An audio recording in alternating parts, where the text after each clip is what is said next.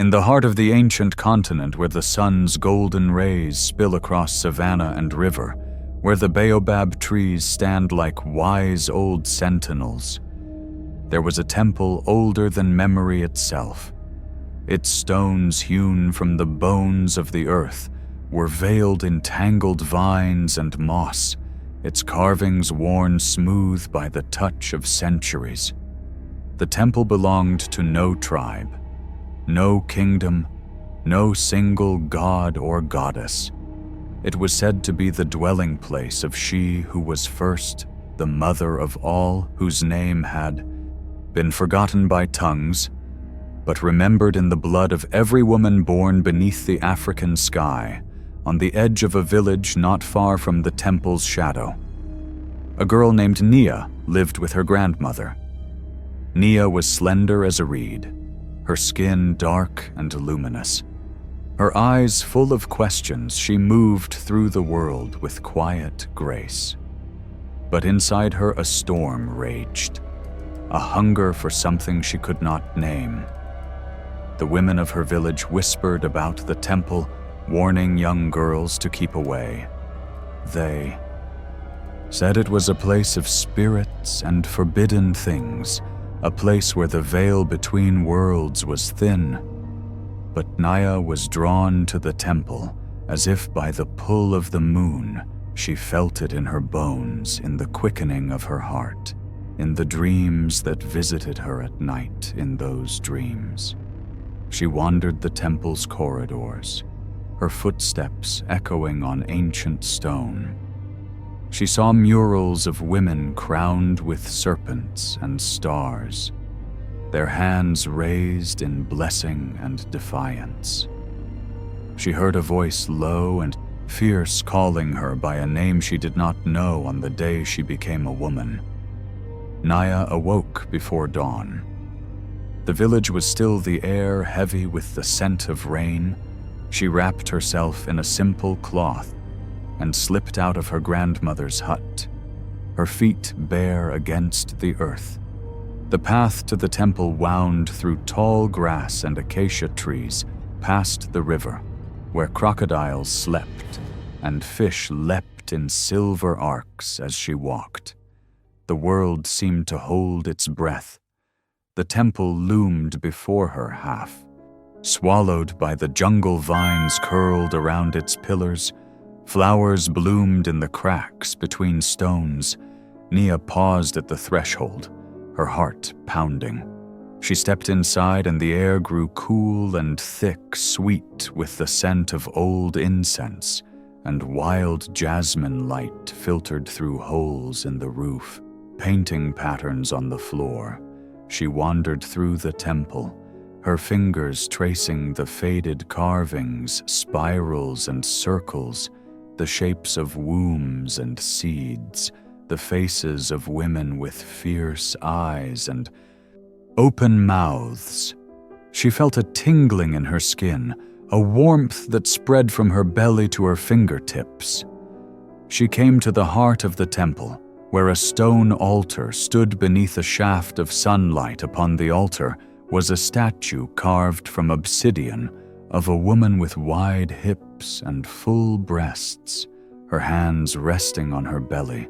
Her face was serene, her eyes closed as if in dreaming. Nia knelt before the statue, her breath coming quick and shallow. She felt the urge to weep, to laugh, to sing instead. She reached out and touched the statue's foot. The stone was cool and smooth beneath her palm. A shiver ran through her, and she closed her eyes in the darkness behind her eyelids. She saw visions, women dancing around fires, their bodies painted with ochre and ash. Women giving birth, their cries echoing through the ages. Women lying together in tangled sheets, their laughter bright as bird song. She felt their pleasure, their pain, their power. She felt herself dissolve into them and them into her. Her hand drifted from the statue's foot to her own body, tracing the line of her thigh, the curve of her hip. She touched herself as if in a trance, her breath catching in her throat. She felt the heat rise within her, a river of fire and honey. Her fingers moved with a knowledge older than words, a rhythm that matched the beating of her heart as she reached the peak of her pleasure. A great wind swept through the temple, scattering petals and dust. The statue's eyes snapped open, glowing. With an inner light, Nia gasped as a voice filled the chamber, a voice that was many voices layered and deep. "Daughter of my daughters," the voice said, "you have awakened me." Nia fell back, trembling.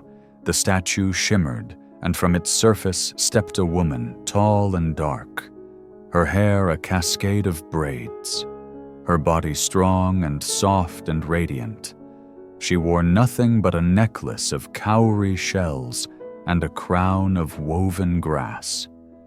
Her eyes were the color of midnight, her smile the curve of the new moon. Nia tried to speak, but no words came.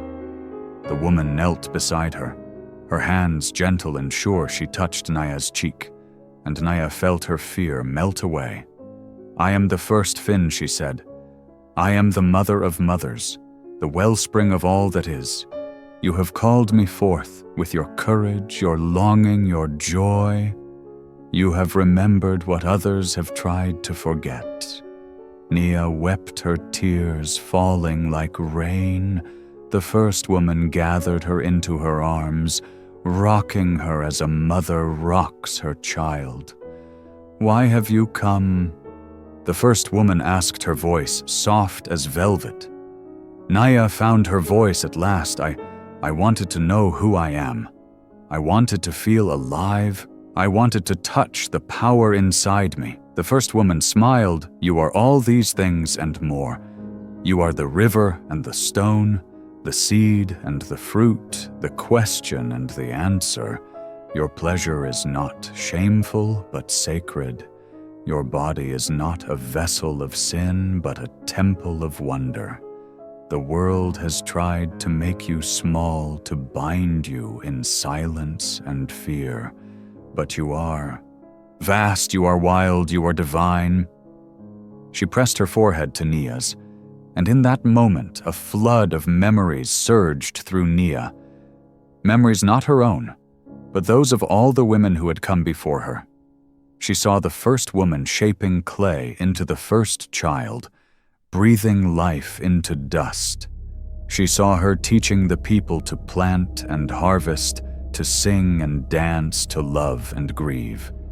She saw her standing between worlds, fierce and unyielding, guarding the gates of birth and death. Nia felt herself expand, her spirit stretching beyond the limits of her flesh. She saw herself as a girl, a woman, an elder, a child. She saw herself in the eyes of her mother, her grandmother, her unborn daughter. She saw herself in the river, the tree, the mountain, the sky. When the vision faded, Nia lay on the stone floor, her body humming with energy. The first woman sat beside her, watching with eyes full of pride and sorrow.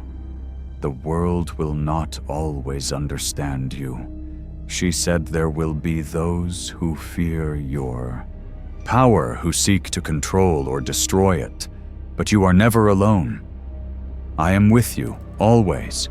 You carry me in your blood, in your bones, in your breath. When you doubt, remember this moment, remember who you are." Nia nodded, her heart full. She rose to her feet, feeling stronger than she had ever felt. The first woman smiled and faded back into the statue, her eyes closing once more. Nia left the temple as the sun rose, its light painting the world in gold. She walked back to her village, her steps sure and steady. She carried the memory of the first woman within her, a flame that would never die in the days that followed. Nia changed. She laughed louder, sang sweeter. loved more freely, the other women noticed, and some whispered in envy, others in awe. Some came to her for counsel, seeking the wisdom that now shone from her like a beacon. One night, Naya's grandmother called her to the fire. The old woman's eyes were sharp, her hands steady as she ground herbs in a wooden bowl. "You went to the temple," she said, not as a question, but a statement. Nia nodded, her heart pounding. The grandmother smiled, a slow, knowing smile. "So did I once. So did my mother and her mother before her. We are daughters of the first woman, though the world tries to make us forget. Did she speak to you?" "She did," Nia whispered. The grandmother nodded. "Then, you are ready. There is a power in us, child. A power that cannot be taken, only given use. It well from that night. Nia became a healer, a singer, a keeper of stories. She taught the girls of the village to honor their bodies, to trust their pleasure, to seek their own truths. She led them to the river where they bathed beneath the stars, their laughter ringing through the night. The men of the village watched with suspicion, some with fear. They had been taught that a woman's power was dangerous, that it must be controlled or hidden. But Nia stood firm, her eyes bright with the memory of the first woman she spoke with. Authority, her words weaving spells of courage and hope. One day, a great sickness swept through the village. The people wailed and despaired, for the old cures did not work. Naya went to the temple, kneeling before the statue of the first woman she touched, the cool stone closing her eyes. "Mother," she prayed, "show me the way." A vision came to her, a plant with red flowers growing by the river's edge. She saw herself grinding the leaves, mixing them with honey, feeding the mixture to the sick. She returned to the village and did as the vision instructed. Slowly the people began to heal. Word spread of Nia's power, and women from distant villages came to seek her wisdom. She welcomed them all, teaching them the old songs, the old ways. She spoke of the first woman, of the sacredness of pleasure, of the strength that lay in sisterhood. The temple, once abandoned, became a place of gathering. Women came to dance, to sing, to weep, to heal. They painted their bodies with symbols of power, adorned their hair with flowers and beads. They told stories of the first woman, how she had shaped the world with her hands, how she had loved and fought and dreamed. Naya grew older, her hair streaked with silver, her eyes bright as ever she watched, as the girls she had taught became women, mothers, elders. She saw the village change slowly but surely as the women reclaimed their power one night, as the moon hung low over the savannah. Naya felt the presence of the first woman beside her. She closed her eyes and listened, "Daughter."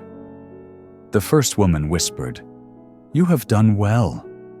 You have remembered, you have taught others to remember. The world is changed because of you." Nia smiled, her heart at peace. She knew that the journey was not over, that there would always be those who tried to silence or diminish the power of women. But she also knew that the flame she carried would never be extinguished. She rose and walked to the temple one last time. Her steps slow but sure, she knelt before the statue, her hands resting on the cool stone. "Thank you, Mother," she whispered. "Thank you for waking me." A breeze swept through the temple, carrying the scent of jasmine and rain. The statue's eyes seemed to glow for a moment, and Naya felt the first woman's presence wrap around her like a cloak. She closed her eyes, surrendering to the darkness, to the memory, to the power that was her birthright. And in the heart of the ancient continent, beneath the watchful eyes of the baobab trees and the endless African sky, the spirit of the first woman lived on in every daughter, every mother, every grandmother, every girl who dared to remember. So the tale passed from mouth to ear, from heart to heart, in every village, in every home. Women whispered the story of Nia, and the first woman they told of the temple of the forbidden pleasure that was not shameful but sacred, of the ancestral power that could be awakened with a single touch they remembered. And in their remembering they became whole, for the spirit of the first woman is not bound by stone or time. She lives in every woman who dares to seek her own truth, who honors her body as a temple, who claims her pleasure as her birthright.